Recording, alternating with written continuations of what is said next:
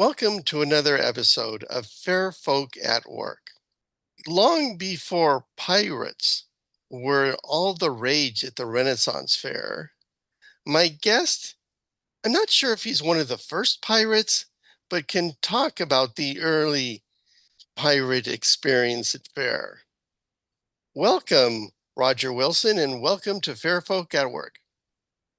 Hello, nice to talk to all of you. I have to say, generally, I'm not, many people didn't know my name is Roger Wilson. They knew me as Jolly Roger or that tug of war guy or Clench. There were people at the fair who didn't know whether I could read very well. They Okay. certainly had no idea that I was an architect or that I did computer graphics and animation. They just saw this kind of scary pirate. Somehow I got to a point where I was living my life of environmental theater day and night. So if you saw me, you were a little nervous because you didn't know what I was about to do. And you didn't know if you saw me, where were my crew? Where were my little pirates? Was someone coming behind you to get your scooty bag of money or your food tickets? And then when the fair closed at night, I'd still be kind of like that. And then everyone would be asleep. And at 2 in the morning, when night security was going through the fair, checking that everything was quiet, I'd hide behind a tree. And when they passed me, I'd step out and I'd tap one on the shoulder, and they'd jump about a foot in the air because they hadn't expected it. So everybody was a little cautious Okay. when they saw me. I had developed rules for my team. Rule number one, no one is allowed to get hurt. Inviolate. There are no exceptions. No one's allowed to get hurt. Rule number two, you can do whatever you want as long as you absolutely pass rule number one. There's no exceptions. So that gave us a wide latitude day and night to do whatever we wanted and have fun. So we did. I'd like to go to my traditional first Fair Folk at Work question. The question is, who was the person to say to you, there's this thing called fair, and what did they say to get you out there? I was in 11th grade in high school in 68. And my friend Sammy Gaster, who's now a nuclear physicist, went to MIT, very smart guy. But he was like a kid. He was probably 14 at the time. He said, Roger, there's this thing called the Renaissance Fair. And there are all these girls out there, and they're not wearing very much, barely silk, almost wearing silk blouses. And you got to go out there and see all these girls. And I was, 17, and I had my little Corvair, and so I drove out there, and it was like he was right. There was all these girls not wearing very much, but there was also something else. Clearly, something else was going on. It was wild. There were banners and flags. There was music. There were people doing performances everywhere. There was a magician doing a torchy was a guy doing flame effects. There was all kinds of stuff that you might have seen in movies or at the circus, but this shit was right in front of you, standing in front of you. This stuff was there, and they were growing. This was in 68. So there was a strong feeling of, you want to be part of this? Come on, come on, come on, come on. You can do something here too. That invitation was fabulous. At the same time, I went to Palisades High School in Brentwood. And one of the teachers, Mr. Stevens, had taken his class, who was supposed to learn Shakespeare, his English class. He told him to go out to the Renaissance Fair and see all the Shakespeare stuff and see that Shakespeare's alive. And one of them was a friend of mine, Jan Zeitlin, and she had a booth and she was making handmade aprons. She'd made these little cute aprons and was selling them. And she saw me and said, I want you to help me sell this stuff. It's like, well, what? She says, yeah, yeah, yeah. I want you to help me sell this stuff. You can. So I stood there just in a toga or something and just aimed like that because I didn't know what to say, didn't know what to do. I didn't know what I was doing. I was a dumb kid. Um, and the next day I came back and she said, Bernie, I have a game now. I came up with this game and I want you to run it for me. It's called Clench a Wench. And she broke up hay bales and there's straw about 15 feet wide by 30 feet long. And you have a line of girls with even numbers. 2, 4, 6, 8, 10, 12, and a line of guys with odd numbers 1, 3, 5, 7, 9, 11. And you start with like a girl in the middle, and she calls out two numbers, a guy and a girl, run up, and the guy tries to kiss the girl sitting in the middle before the girl from the other side can stop him by kissing him first. Okay. That's her game. So say the girl runs up and she knocks the guy to the ground, kisses him, she wins, he loses. So now he Okay. has to sit in the middle and he calls out two numbers. And now the girl from the line has to kiss the guy sitting in the center before the guy from the line can stop her by kissing her first. So the How rules exactly does this booth make money? they charged people a little bit of money to be a contestant. So Oh, six I girls, see. 6 men, Hmm. 6 boys, 6 girls. Um, and it was 1969. Nobody fucking cared that much about money. I mean, gasoline was a quarter a gallon. Okay. Turns out that I was good at that. Didn't have to actually kiss anybody or touch anyone. I just sort of had to be the game moderator. Do It you was remember the basic no, no, no. It just we had some friends who just started the first round. Once it started, you had an audience of a couple of hundred people, which grew to like 400 people watching this free for all. You weren't used to seeing girls knock a guy to the ground in order to kiss him and then leap up cheering. And it was confusing. Like a guy would call two girl numbers, two even 4 and 8, because it was confusing. You were under pressure. And I right? was clever enough to go, no, no, no, no. You found a flaw. You can't do that. Go back there. Like even and odd. So it was a lot of comedy at the expense. What happened is we were charging people to be the performers in a play that was silly and lascivious for an audience. And at some point, Hugh Hefner was sitting on the side watching it, I'm told. So that went great. I was excited. I was at the fair, but I was still young. One night, they said, "Why don't you just spend the night?" I said, I don't have a pad. I can't. And they said, "Well," and this girl says, "Well, you can sleep in my sleeping bag with me." And it was like, okay, cool. And I climbed in the sleeping bag and then kept very much to myself on one side because it was fucking cold out there. And the next morning, the one of the guys said, "Well, how was it?" And it was like, "What do you mean, how was it?" And you go, "Well, what, didn't you slept with her?" No, no, no, no. I was keeping warm. So I was very young and naive at that point. There was so much excitement everywhere. There were so many things people were learning.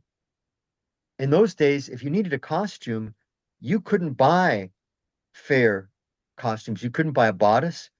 You couldn't buy skirts. You couldn't buy a shirt. You people were learning how to make stuff that nobody knew how to make and nobody had made for hundreds of years.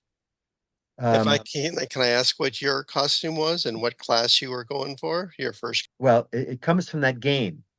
So we did it the first year, and then I went off to Tahiti. My parents were going to Europe, and my dad was a psychoanalyst, and he said, I've calculated what it will cost to leave you and your brother here in the house while we're in Europe 2 weeks. And it's cheaper to send you and your brother to Tahiti, to Club Med for the 2 weeks than to leave you at home. So we came back. I stopped shaving. I stopped parting my hair on the side. And when I came back, my friend Janet said, "Oh, Phyllis says we can't do Clench a Wench. It's not right for the fair." So I had to come up with something else to do that we could still do Clench Wench at night because there were like 2,000 people as the community, the village that was the fair at night after the fair closed. And it was a free for all. You could do whatever you wanted at night. So I came up with pirates and treasure and a blind man's bluff in reverse. You have one person who's the pirate carrying his chest of gold that's jingling, and you have 12 people blindfolded because it's nighttime outside, and they're trying to catch the pirate with his treasure from the sound.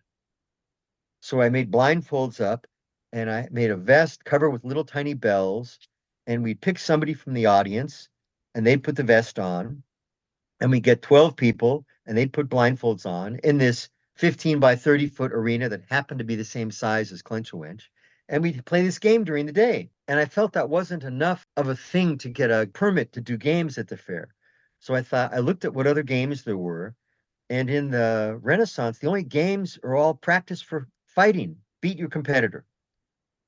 But I found tug of wars, which was interesting. Thought, okay, well, I'll do a big tug of war. I went out and got a 120-foot long rope, big 3-inch hawser, went to Western costume and got some belaying pins that we could put anchors in the corner of this booth. So I decorated it as sort of a pretend wharf with sawdust. And I still didn't have enough, so I made a three-way tug of war where I had three 15-foot long pieces of rope tied together in a point, and then you could have kids do that. That was my application. At this point, Jan wanted to go back to making aprons. She wasn't interested in games. And it turned out that the three-way tug of war was a dopey thing. It just didn't make any sense. It ate up a lot of space, and nobody really gave a fuck about that. They didn't care in the slightest. And Catch the Pirate, Blind Man's Bluff in reverse, kids loved that. I didn't care about running a game for kids. I didn't want to be a nanny. But the tug of war, somehow that people liked.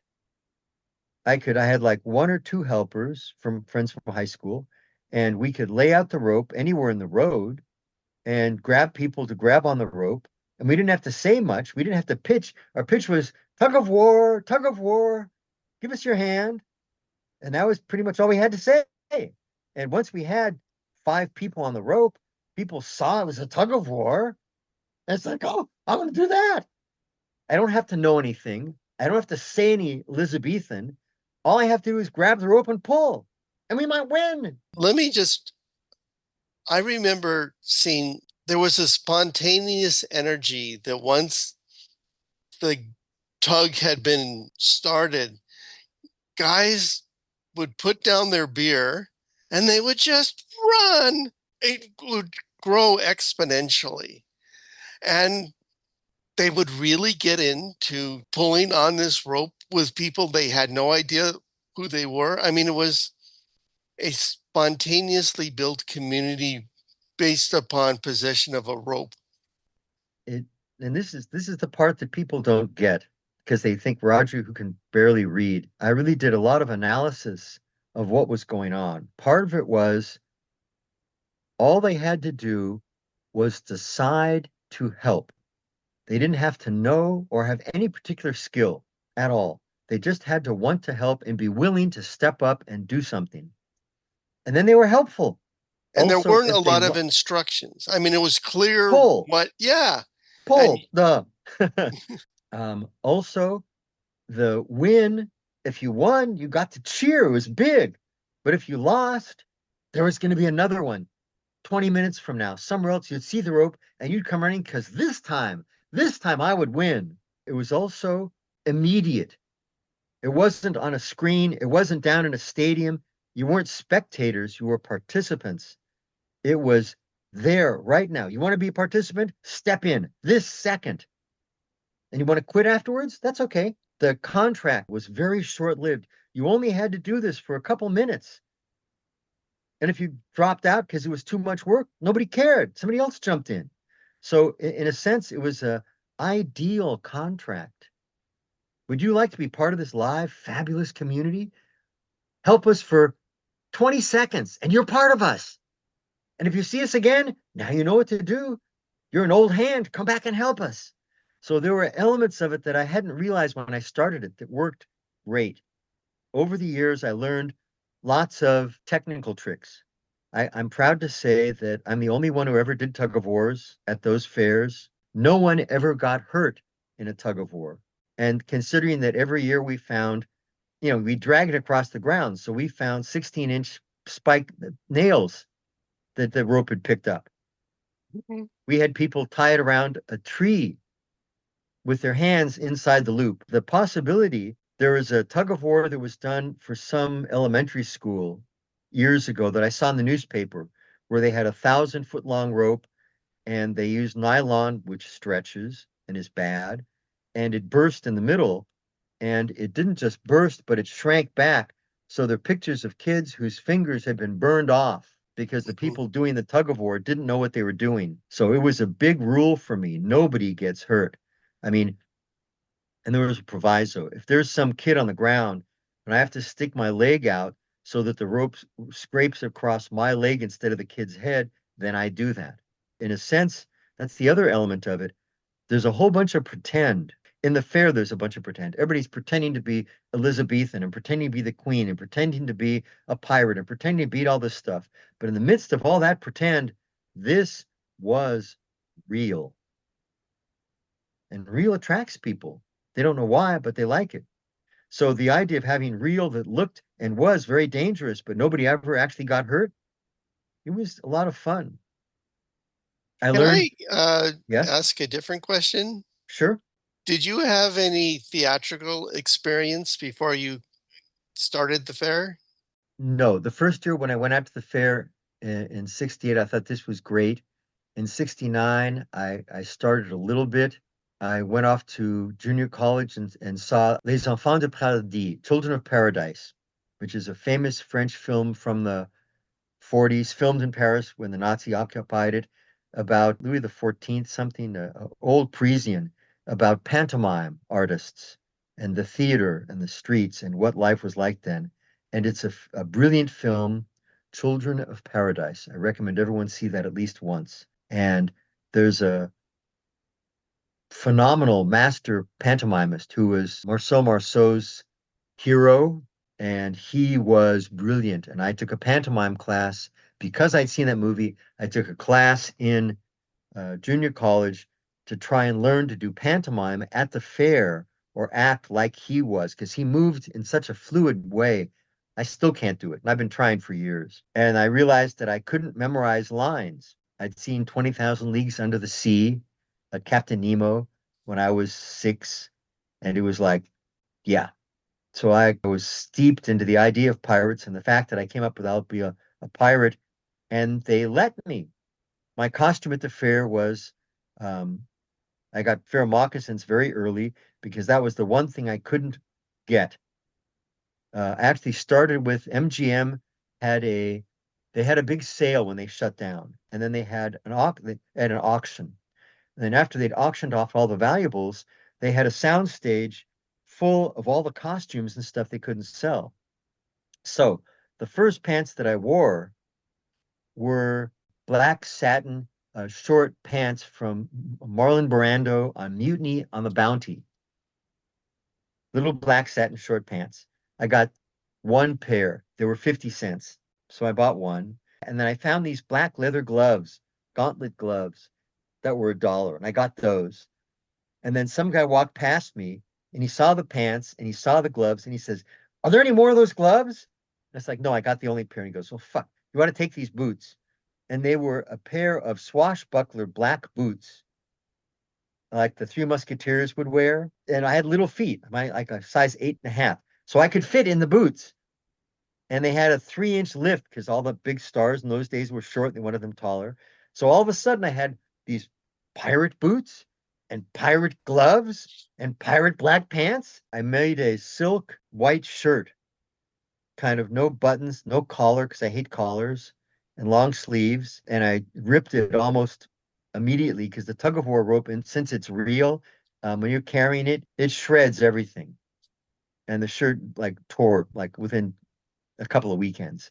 And these guys, the Thompson brothers, made a shirt that was a brilliant design. It had a double layer top yoke that was front and back that was really strong. And they used some kind of a drill, which is a heavy, it's sort of a canvas. It's sort of a denim, but it's a great, strong, tough material. And then we had to have hats. Elizabethan time, everybody covered their head before God, even the queen. And so I got a hat and it fell off and I lost it, tug of war, carrying the rope. And then I had some feathers. And in those days, like a clump of pheasant feathers and some glass beads, and you tied into your hair, and that counted as a hat. And we did a tug of war, and I lost that one, and I got a second one, and that one got torn out also. And I lost the third one, and it's like, fuck that. I'm not going to buy more. I'm not going to wear a hat because it's going to fall off and I look stupid. This hair and a hat, it's like long curly hair is not right for a hat. But we had our gloves, which we kept taking the gloves on and putting the gloves off, taking the gloves on and off. So I put my glove on my head and I went to costuming, and Linda Underhill gave me and my crew permission specifically not to wear hats as long as we had our gloves on our heads when we weren't doing a tug of war. So that bit of my crew, we walked through the fair, we had a glove on our head. That's where that came from. But God help you if you didn't have your glove on. She'd glare at us and we'd like put it on quick. Can I And that was a ask good another costume. question? Sure. I guess the question is, in other places you have worked, have you encountered that sort of bottom up creativity of the fair? And have you tried to foster it in other places? Have I tried? Yes. It's hard to do. I think part of why it worked at the fair was, as I understand it, from what I've seen, Phyllis's primary goal was to do live small theater on little stages presenting Shakespeare style theater to people. And in order for that to happen, you have to have a village around it. So a village places that sell food. She wasn't a cook. She didn't want to handle what the food was. I have a food coordinator. Crafts, selling stuff. It's got to look real. It can't be made by machines. It's got to be handmade by the people who are here selling it. I'll get a crafts coordinator. And for the theater, it got big enough that they had managers for each stage and they had an art director and they had all kinds of people. But Phyllis's focus was I want the theatricality. I want to show these people this real historical, what was a little village? What I have a village now. What does a village look like? How do they dress? What goes on? But within that, it was environmental theater. If you have a place which says, we want environmental theater, that says, we're going to tell you who you are. You're a pirate. You're the queen. You're the Lord Mayor. But once we've given you that name, you have room to expand that into whatever you want. And the people who were large roles, Lord Mayor, Robin Hood, the sheriff, their roles were fairly constrained a lot. But if you were peasants, if you said, I'm a farmer, I rake hay, one, you're going to get bored doing that really fast and not want to do it again. But the people who said, I'm a farmer and I have a chicken and the chicken has eggs, I can juggle my chicken's eggs. People to do environmental theater, which meant you had to, but also were allowed to develop all kinds of bits, all kinds of stuff.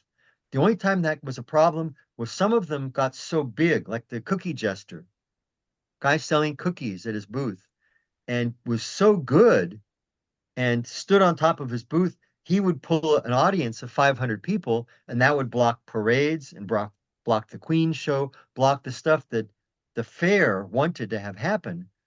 And he also used words that were perhaps inappropriate. That faded, that got pushed. But being allowed to do things within limits, you could do all sorts of things. And if the audience liked it, you'd do more. If the audience didn't like it, you got fed up with this place and you left. And let me agree with you 100%. I think what made the fair unique was that it provided us with an audience that came willing to play. I mean, Yes, you do a little bit and it works or doesn't work. And then there's somebody coming by in 5 minutes and you try it again and you just do it over and over and over. that's Yes, stand-up comedy. And some people thrive in that environment. And yes. some people can't stand it. They don't want to be out in front at all. If you got out in front of that crowd and realized I did something and these guys liked it a little bit. Okay, here's some new people. I'll do this one too. Oh, they like even better. If you thrived in that environment, you stayed at the fair because Exactly. it was great. One of the groups in the fair was the Fools Guild, which was a bunch of performers who were kind of foolish and they did a whole bunch of things. You may have interviewed some of the fools. Billy I did. Scudder is one of the kings. Hmm. Um, I I did got to be David one of the Springhorn kings. too. Yes. Okay. So there are a lot of kings. So that style of performers, one of them was Sandy Grin, who was a major part of Cock and Feathers, Grin and Barrett. But he also worked at Disneyland. The difference between at Disneyland, you have a show and this is the dialogue, and you say this dialogue every single performance, and you don't modify it, and you don't look at the audience. You do the show that we've given you. It's scripted. At the fair, he had a show, the Wizard Show, which was fabulous, and you probably heard about it from other people. Hmm. But every single time they did it, they watched their audience and they tuned it. Every single time it was a little bit different because they saw what this audience reacted to. For performers, for people who want to become performers, giving something to an audience where the audience gives back to you their excitement, the fair was awesome. There are tons of actors who started doing stuff at the fair and then went on to become actors. It was a phenomenal breeding ground. And as you say, the audience was people in Los Angeles, Hollywood, Beverly Hills, the entire gay community in Hollywood, the entire film community out in the valley, all the studios, all those creatives, all the artists in Santa Barbara came down and filled the fair. So you had a huge population, relatively half an hour away, who had money and who were either creatives or they were interested in seeing what creatives would do given their reign, given being allowed to do what they wanted. And so it was a combination of many things. And it was if you're given a framework that's rigid, sometimes you can be a lot more creative. At the fair, this is the physicality. There's no microphones, there's no lights, and it's Elizabethan England. That's what it's got to look like. And so, what can you do within those constraints? That's fun for me. If I'm going to do it, it better be fun. I'm not getting paid for this shit. $5 a day in food tickets. I agree Um, entirely. so it was a place that people went to. It drew people who wanted to be stand-up style performers, reacting to an audience, and who wanted it enough that they didn't care they weren't getting paid. And the ones who were really good got bigger. And some who were just wild. One of the questions that you asked about, how do we start? That girl I talked about, Jan Zeitlin, who came up with the idea for Clench. After that, she said, "Oh, we can't run it because Phyllis doesn't want us to do it. Um, we were going to run it at the Northern Fair, which is at Peacock Gap. And I've got this friend, and he's got a little baby that needs babysitting, and I don't have a way to get there. Would you drive me up to the fair, and we could stay at the fair while I babysit this baby?" Who was the baby? It was Terence Scudder, a few months old, Billy Scudder's youngest daughter. So I drove up there and met this wild, strange, elfin, pixie-like guy with his beautiful wife and his two little children and little baby living in the woods. For real. They didn't have trailers. They had tent. They had some stuff they built. There were these gypsies next to them, the flamencos, Solomon and Nino and Katana and Maruja and the little baby. And there was like real people, not like I was used to in Brentwood, living in big houses, going to school, having jobs in buildings. These people were living in the fucking woods. And it was like, wow, I, I want to be like this. This is cool. It was an awesome time. They liked me for some reason, and I had an extra car and would drive Jan so she could drive some of the babies. And I drifted farther into the fair. Robert Shields was doing pantomime at that fair. So Billy Scudder was an entry point where I came in and kind of became part of a kid in his family and learned view, looked at the fair through his eyes, through his lens of there's something magical here. If you pay attention, you might be able to see it. If you don't see it, it doesn't mean it's not there. It means you aren't looking carefully enough. You look, you'll see that magic. And at a point, I was able to see it very easily. And once you see the magic, then it turns out it's pretty easy to convey that to some of the people. They talked about the tug of wars. I remember a grandfather, an old guy, must have been 60. At the time, he was this old white haired guy with his kids and his grandchild, little girl. And the tug of war starts, and he had just come from the ale stand with a beer. The little grandchild is on the rope, going, and he throws his beer to the ground and totters over the rope to help her. There was something magical that grabbed him really hard and said, this is important. This is something I need to do right now. So I, by accident, latched onto something that worked really well. Sometimes Hell's Angels were hired as security, but they all carried guns. And at a certain point, that was not okay for our security. But they still came out sometime. And so this, but nobody wanted to play with the Hell's Angels. You know, they're fucking Hell's Angels. So there was a group of like 5 or 6 of them one day at the same time when a Girl Scout troop came out. So I said, fuck this. So I laid out the rope and I said, you Hell's Angels, do you want to beat the Girl Scouts? And I had 5 Hell's Angels on one side and a troop, maybe 30 Girl Scouts and brownies on the other side. And it was awesome because nobody let the Angels play with them. And they all of a sudden got to play for a moment. But it was okay, it was game, we're gonna win. So it wasn't a sissy play, it was a play that was okay for them. So they got to have fun. And the Girl Scouts were beating the fucking Hells Angels. Oh my God. And the audience was going wild. So it was a very interesting in a lot of ways that nobody really paid attention to much. They just saw, oh, it's a tug of war. This is fun. Let's go do this. But if you spend much time thinking about it, it was a surprisingly fabulous thing to do. It was a great gig. It still is.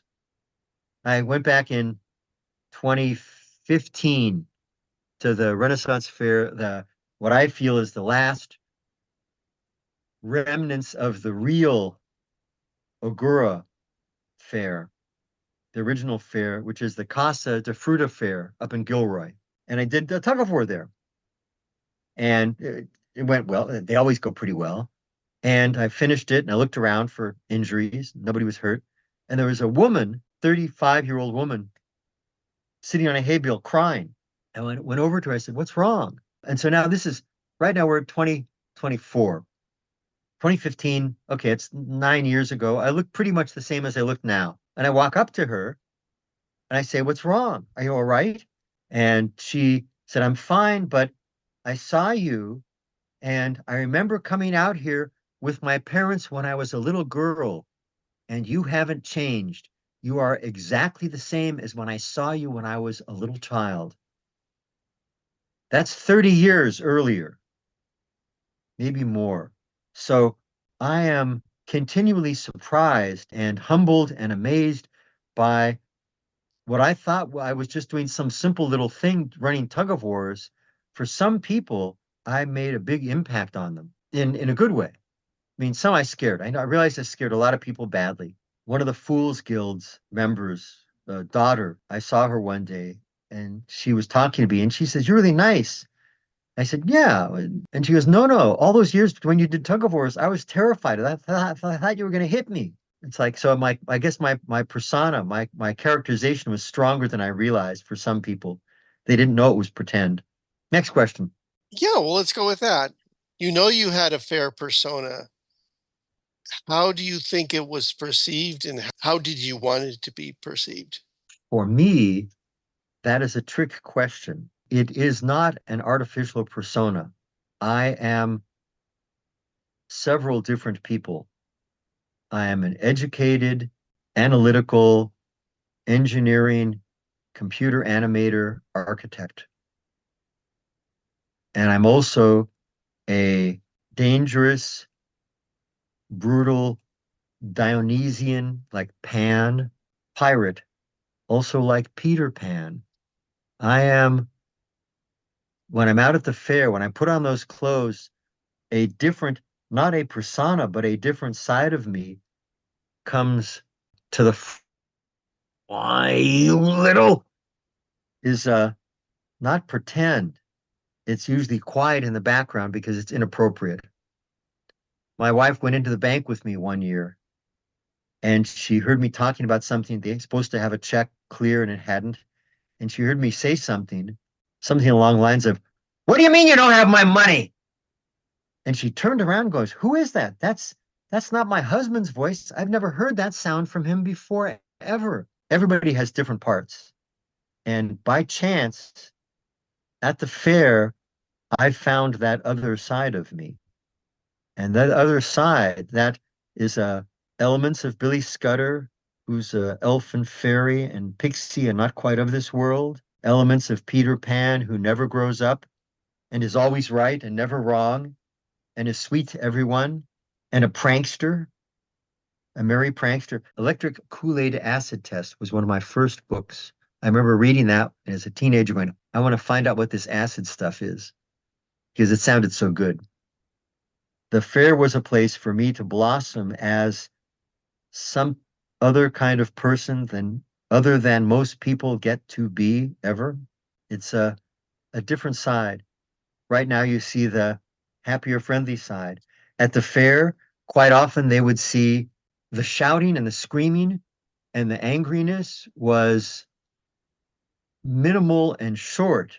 I'm not sure why that one girl saw that the most. Mostly you'd see a 20 or 25-year-old guy using old 70-year-old man lewd remark jokes with women and with boys, going up to the young high school couple, the prom king and queen, and I'd pinch the girl, and after she shrieked, I'd say, "Your boyfriend's really cute. Think he'll go out with me?" And they'd both like, they'd flip out. I play pranks like that all day long. I've only been hit 2 times at the fair, and I've done plenty of inappropriate things. But somehow, if I'd go up to a woman, a customer, and I'd tap on her bare breast or the top that was exposed, and I'd say, "Those look delicious." Somehow, however I said it, what she heard and saw was a 3-month-old baby, not a lewd, lascivious guy, not some lewd old guy. She heard, saw, reacted to a little infant.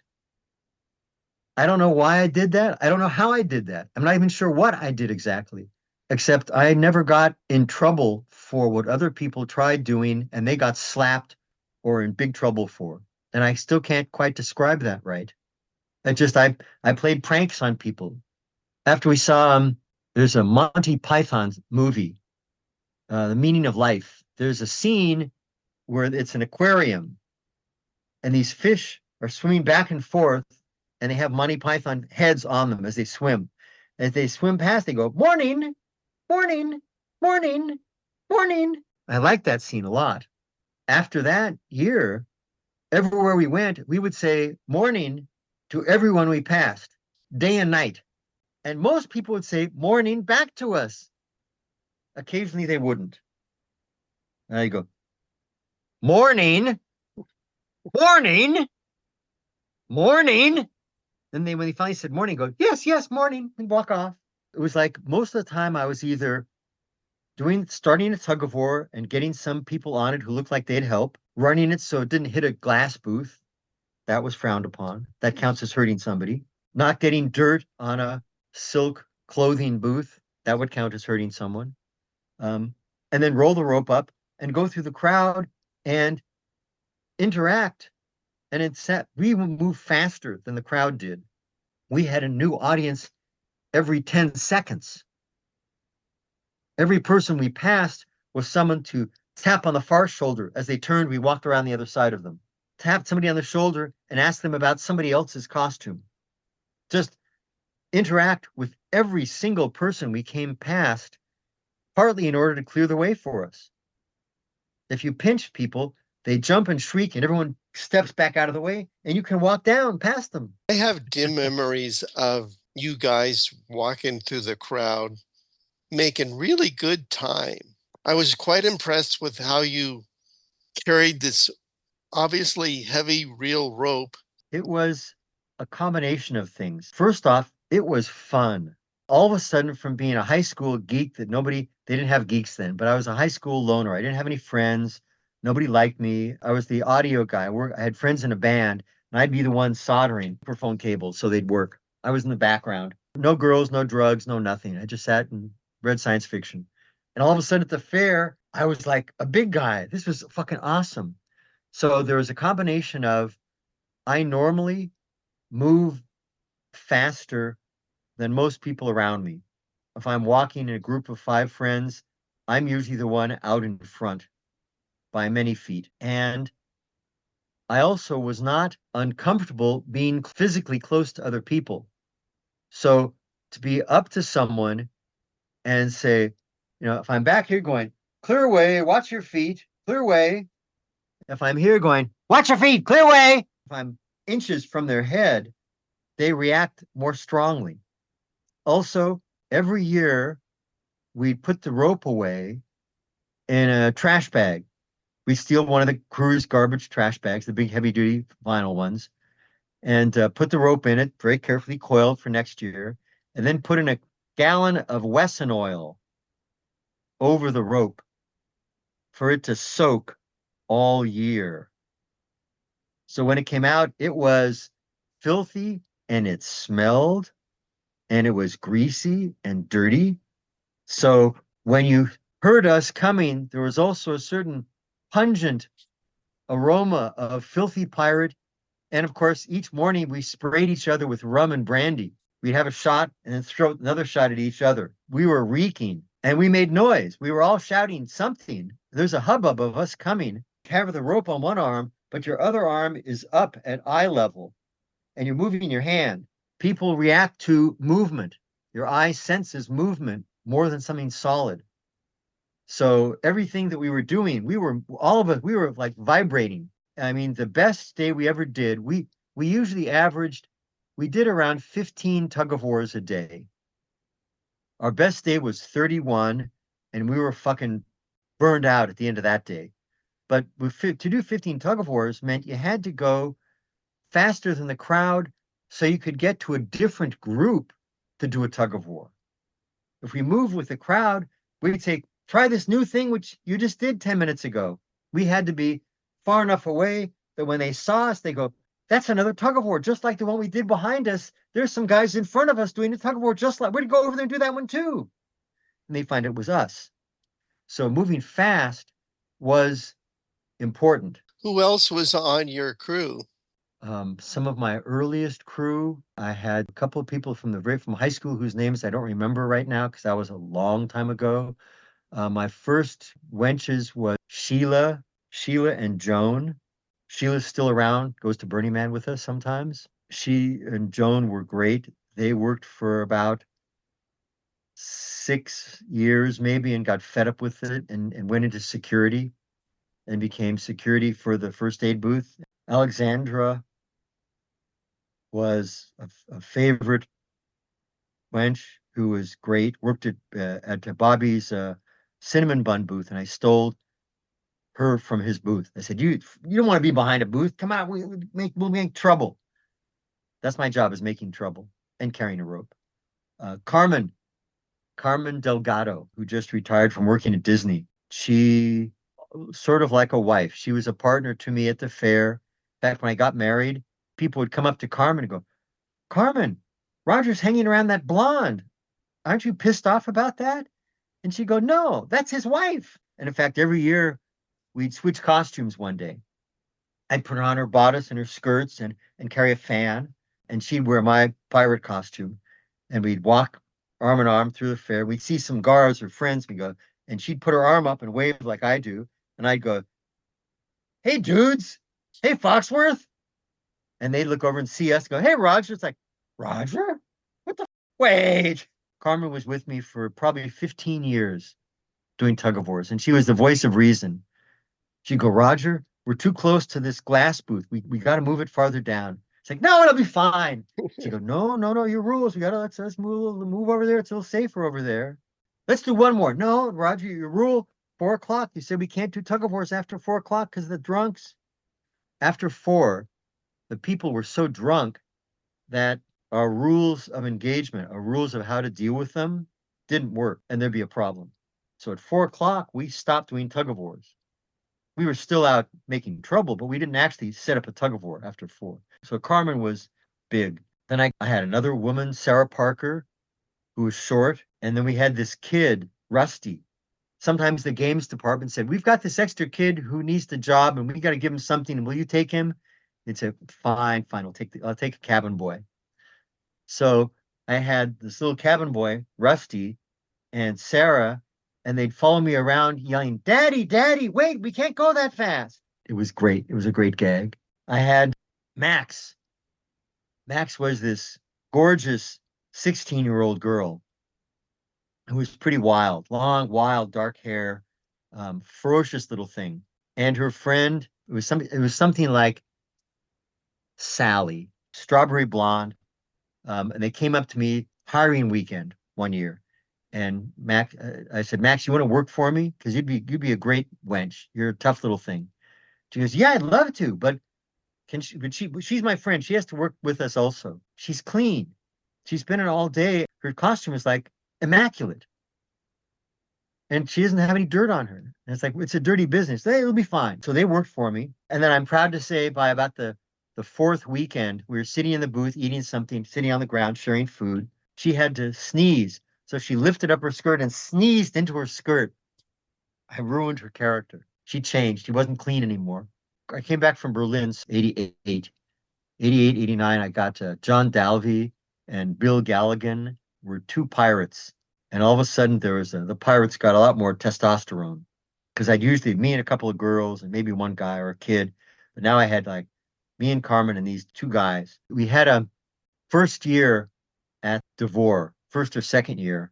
We had a booth. I had managed to get, again, one of the curiosities was I was on the payroll of the Renaissance Fair. Every other game booth was somebody who had paid to become a participant at the fair and give a part of their proceeds to the fair as a booth owner. But I was on crew. I was paid by the fair to do tug of wars, but I was the only one in game department. And so sometimes I was on the security payroll. Sometimes I went to the garbage crew meeting to get my paycheck. In addition to that, I also had a booth because I had to have a booth to store the rope in our costumes. Because since I was in games, I didn't have to go to costuming. I didn't cost the fair anything for my costumes. I showed up in approvable costumes that they didn't have to pay for.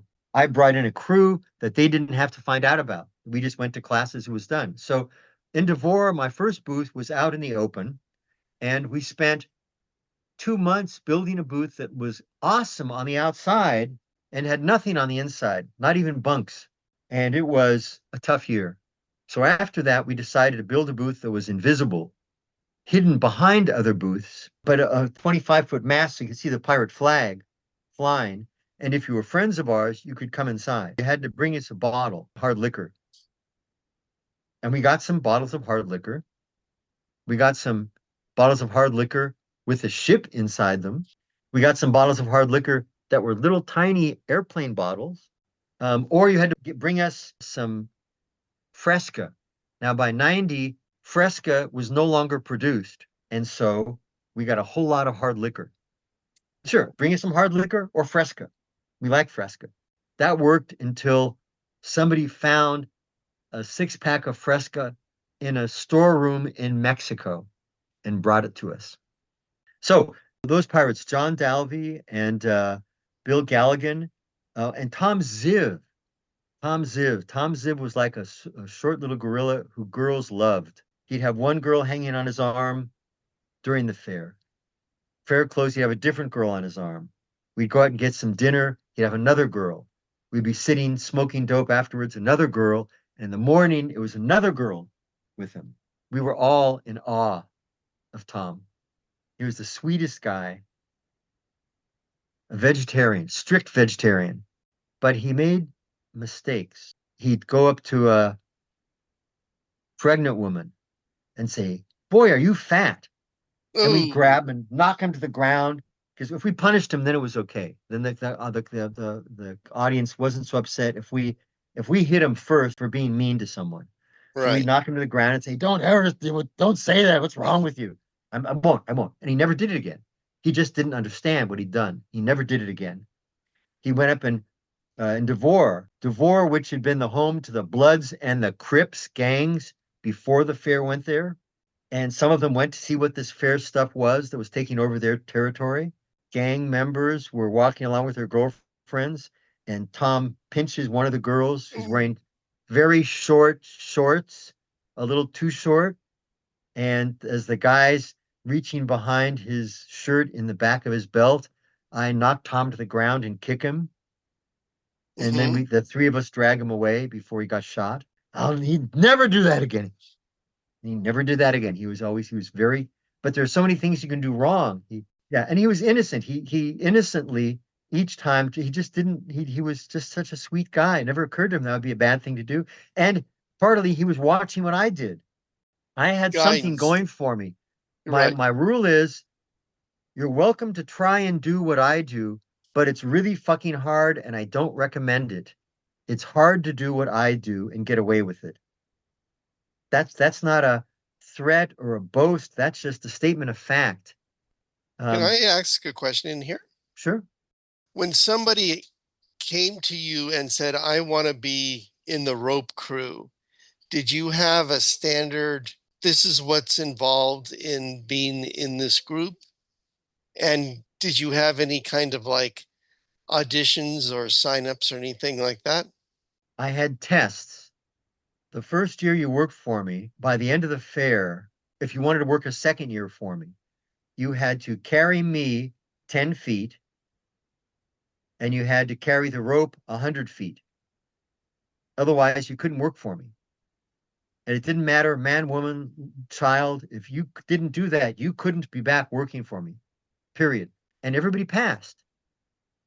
Some of them, like Billy, the little muscular weight builder who could bench press like 150 pounds. I did a like a drunk dead man sag. He dragged me 20 feet. He did it, but I made him work for it. Whereas Max, who was only 5'1" and weighed 100 pounds, I made myself stiff enough that she could drag me leaning over her shoulder. So I made it easier or hard. But you had to, if you weren't willing to take me by and drag my body 10 feet, you weren't willing to do what was ever necessary to protect people on that rope. You wouldn't step in front of some kid. If you weren't able to muscle the rope 100 feet, you didn't have the determination. Pretty much everybody, and it's been my experience, provable, which I won't talk about, um, you can do enormously more than you think you are able to, physically, mentally, all the way around. You limit yourself badly. And I wanted to tell these people, you don't think you can carry me 10 feet? If you want to do this next year, that's what you have to do. And they did, much to their surprise. People who wanted to be on the Can crew. I interrupt for a sec? Sure. For the Yes. record, how much did you weigh at that time? I weighed 155 after at high school, and I weigh 153 right now. My weight doesn't Okay. change. A few people wanted to do tug of wars with us. Once they realized that our smelling and our costumes being filthy was because of the rope, some of the actors lost interest. Because if they brought their costume back to backstage, they'd be in trouble. Some of them, Mark Q, who was part of Cock and Feathers, who is a phenomenal performer, an amazing comedian, one of the kings of the Fools Guild. Twice he was king in a complicated way, which we probably can't talk about here. He wanted to be on the pirate crew one year. I said, okay, we'll get you a costume because I had lots of costumes. I had we ripped everything, so we had lots of patch pieces. And I said, but this is you've been watching us for years. Yes. This is dangerous. Yes. And then we did a couple of tug of wars, and he was great. And then we did one, we laid the rope out on the ground and he was bending over it. And then people grabbed the ends, the rope went up 3 feet, knocked him over completely. And it's like, that's real. It's like, yes, yes, that's real. That's dangerous. And he goes, I'm done being a pirate. There's a certain reality to the rope, which was both enticing, but also when you got really close to it and you go, that's why you wear gloves. This is full of splinters. Yes, a rope is woven splinters. It's heavy, it's greasy, it smells bad. Your arm hurts. I have another question, which Okay. is, do you think there's a distinction between acting on a street with 2 to 4 people versus getting a reaction from 500 people watching the rope bit? And does that feel the same to you? Several answers. It stems from being a lonely child with almost no friends. And it turns out I need the interaction with people. Turns out interacting with people is kind of important for your mental health. Interacting with a small group is different than interacting with a large group. It's a matter of reading your audience. When your audience is 1 or 2 people, it's a different skill to read that audience than it is to read an audience of 500 people. It turns out I'm pretty good at that based on my experience that I've been doing it for a long time and it seems to work. I can make crowds laugh or react. I can make small groups react. I'm able to do that pretty well. It's Do you have a preference? what's in front of me right now. I take Okay. what comes, take what's offered. Here's the audience, work with them. Here's a different audience, work with them. Some of us like doing that, and some of us like doing it and are good at it, so we get away with it. Some get beaten up. They don't do it too often after that. I managed to read my audience well enough to stay alive and prosper, do well, have fun. I started doing the Burning Man Okay. 2000, which to me was very easy. People talked about, oh, you got to build, there's nothing there when you start. Like the fair, there's nothing there. Oh, you've got to build a shelter for yourself. You're building a hooch at the fair. Oh, you've got to bring all your food and water. Like, this is trivial. It's hot, it's cold, it rains. So I went out, it was great. And we were in one spot, and there was a guy telling jokes. And so I went up and told him some jokes. And then he told me some more jokes. And then I told him. And all of a sudden, we realized there's a crowd of about 50 people watching the two of us tell jokes. And I realized that I like doing this a lot. And I realized that a lot of what I was doing was telling jokes at the fair. I looked like a pirate. I looked like a bad, scary guy. But most of the reactions I was getting was people laughing or smiling. They might have been laughing at me. Look at that fool on the ground. He's so drunk he can't stand up. Or they were laughing with the gag that I'd made.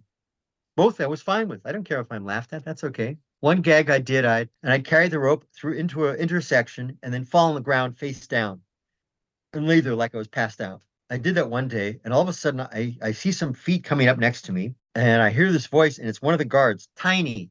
Tiny was one of the walking crew, the ones who were like 350 pounds and 6'2", and mostly shoulder and arms. They took care of the problems. Tiny comes up to me and he leans over and goes, Roger, are you all right? Are you okay? Did you pass out? Because he didn't know I was pretending. People don't know I don't drink. When I was 16, I drank half a gallon of Gallo Party Burgundy in 20 minutes. After that, I stopped drinking. So all those years at the fair where people saw me swilling down beers and rum and shot and stuff, that was pretend. I don't really drink ever. I mean, if someone was dumb enough to give me their beer, I'd swill it down, just take it from them. I'd spill most of it, but I'd empty their beer. But I don't drink it. I'd ale tax. For years, I would sit on the rope with my mug. Please, can I have some beer, please? Please, just I'm thirsty. It's hot, please.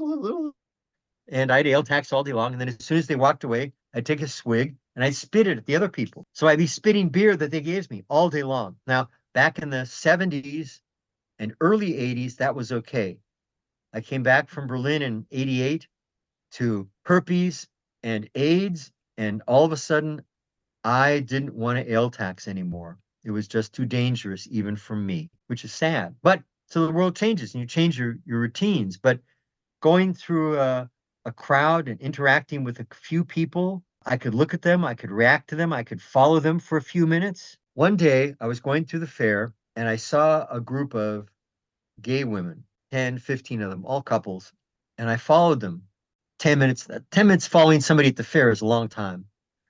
And then I come up to one couple with a particularly cute young blonde and pinch her. And the pinch is special. It has to be not really a pinch, but a squeeze. So you don't really hurt them at all. You can't hurt the skin. It's really fast. And you have to lift up. So you're sort of like grabbing their butt and lifting them up in the air. And at the same time, so it's fast and abrupt. And you have to say, excuse me, or something loud. So you get the startle reflex. The goal is to startle them.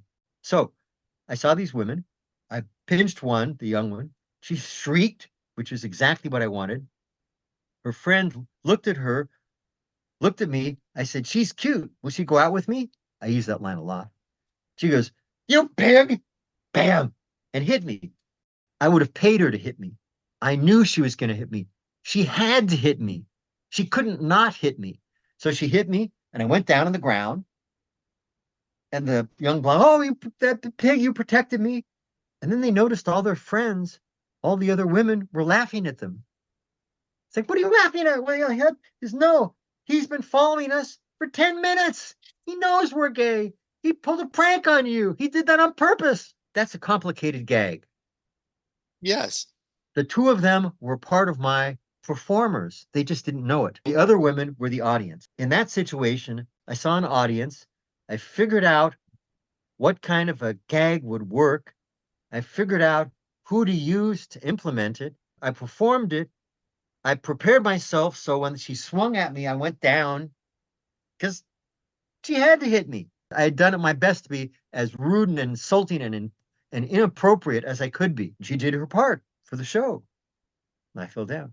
So that kind of thinking rolls through my head minute by minute, day by day. Out here, when I'm at the bank, probably inappropriate. In front of a policeman, probably inappropriate.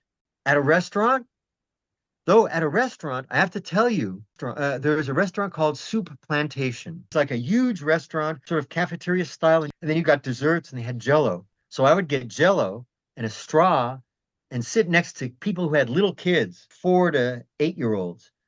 And then I'd put the straw in the Jello and I'd suck. It makes this weird sound like a penny whistle. It goes, Mhm. woo! And I do that enough times that the kids saw me and then saw what I was doing. And then the kid went off and got Jello to do it also. So sometimes I can do these things out in this world, but not very often. Whereas Can the I fair, ask another question?